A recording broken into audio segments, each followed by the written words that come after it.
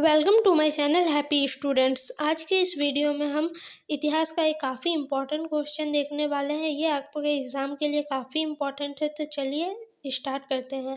आपका जो आज का क्वेश्चन है वो है विजयनगर की सामाजिक एवं आर्थिक स्थिति स्पष्ट करें। यानी विजयनगर साम्राज्य का जो सामाजिक और आर्थिक स्थिति वो आपको यहाँ पे वर्णन करके बताना है। तो इसका उत्तर इस तरह से हम लिख सकते हैं। विजयनगर की सामाजिक और आर्थिक स्थिति इस प्रकार है। तो सबसे पहले हम सामाजिक स्थिति देखेंगे। सामाजिक स्थिति में जो प्रथम स्थिति आती है उसमें है ब्राह्मणों का सम्मान। विजयनगर साम्राज्य में ब्राह्मणों का बहुत सम्मान किया जाता था। ठीक है, विजयनगर में क्या किया जाता था, ब्राह्मणों का काफ़ी सम्मान था। उन्हें राज्य में सर्वोच्च स्थान प्राप्त हुआ।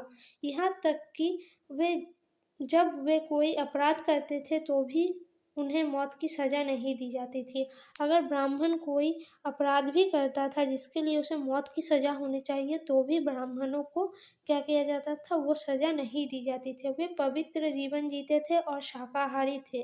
ब्राह्मण क्या करते थे, पवित्र जीवन जीते थे, शाकाहारी थे। उन्होंने मांस और शराब को कभी नहीं छुआ। वे दूसरों के लिए आदर्श थे। ठीक है, वो क्या थे, दूसरों के लिए काफ़ी आदर्श थे। उन्होंने कभी मांस शराब इन चीज़ों को नहीं छुआ था। तो इस तरह से विजयनगर की जो सामाजिक स्थिति थी उसमें ब्राह्मणों का एक काफ़ी बड़ा योगदान माना जाता है। दूसरा जो पॉइंट है वो है महिलाओं का स्थान। विजयनगर में महिलाओं को बहुत सम्मान दिया जाता था। वे उच्च शिक्षा भी प्राप्त कर सकती थी। ठीक है, विजयनगर में महिलाओं को काफ़ी सम्मान दिया जाता था। वे लोग उच्च शिक्षा भी प्राप्त करते थे। उनमें पर्दा प्रथा नहीं थी। उन्हें युद्ध कला और ललित कला की भी शिक्षा मिलती थी। उन्हें युद्ध कला और साथ ही ललित कला का भी शिक्षा दिया जाता था। ठीक है, तीसरा जो है वो कुप्रथाएं। कुप्रथाएं क्या थी उस समय सामाजिक स्थिति में विजयनगर की, तो विजयनगर के समाज में अनेक कुप्रथाएं देखने को मिलती थी। देवी देवताओं को प्रसन्न करने के लिए जानवरों की बलि दी जाती थी।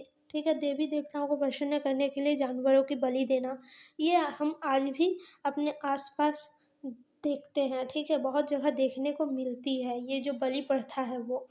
सती प्रथा समाज में बहुत लोकप्रिय थी। विजयनगर साम्राज्य में सती प्रथा भी काफ़ी लोकप्रिय थी।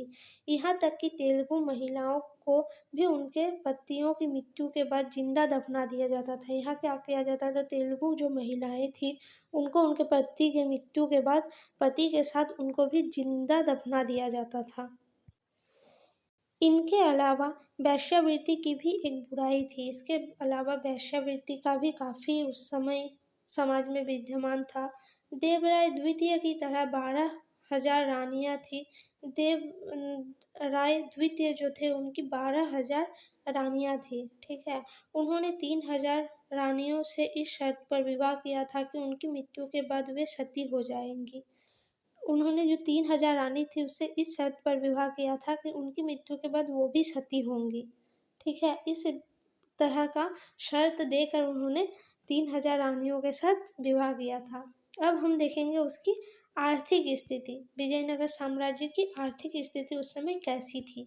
तो विजयनगर की आर्थिक स्थिति समृद्ध थी। इसकी भूमि उपजाऊ थी और पर्याप्त व्यापारिक गतिविधियां होती थी।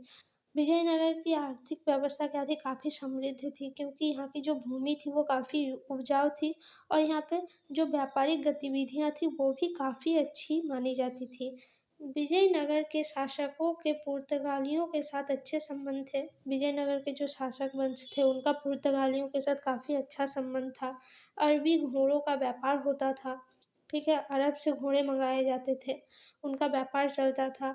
विजयनगर के समुद्री तटों पर अनेक बंदरगाह थे। विजयनगर के समुद्री तटों पर काफ़ी बंदरगाह थे। उन दिनों कालीकट एक प्रसिद्ध समुद्री बंदरगाह था। ठीक है, उस दिनों सबसे प्रसिद्ध जो बंदरगाह था वो कालीकट था। इसका उपयोग बर्मा, चीन, ईरान, अरब, पुर्तगाल और दक्षिण अफ्रीका के साथ व्यापार करने के लिए किया जाता था। कालीकट से बर्मा, जो अभी म्यांमार के नाम से जाना जाता है, चीन, ईरान, अरब, पुर्तगाल और दक्षिण अफ्रीका के साथ भी उस समय विजयनगर साम्राज्य का व्यापार चलता था। इसका उपयोग कपड़ा, चावल, चीनी, लोहा और मसालों के निर्यात और घोड़ों, हाथियों तांबे, रेशम और हीरे के आभूषणों के आयात के लिए किया जाता था।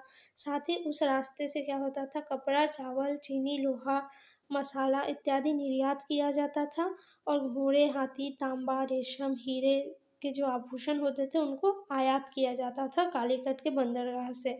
व्यापारियों ने अपने व्यापार केंद्र स्थापित कर लिए थे। सोने और चांदी की मुद्रा थी उस समय समाज में, सोने और चांदी की मुद्रा चलती थी विजयनगर साम्राज्य में।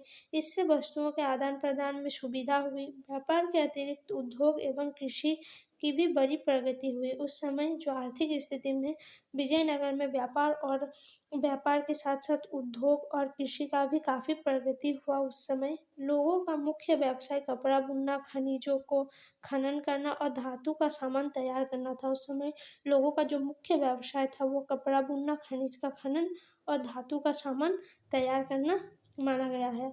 तो इस तरह से हमने देखा विजयनगर की सामाजिक और आर्थिक स्थिति कैसी थी। यह आप आंसर क्वेश्चन एग्ज़ाम में लिख सकते हैं। आपको ये वीडियो कैसा लगा कमेंट में ज़रूर बताइए। अगर वीडियो अच्छी लगी तो वीडियो को लाइक, कमेंट, शेयर ज़रूर करें।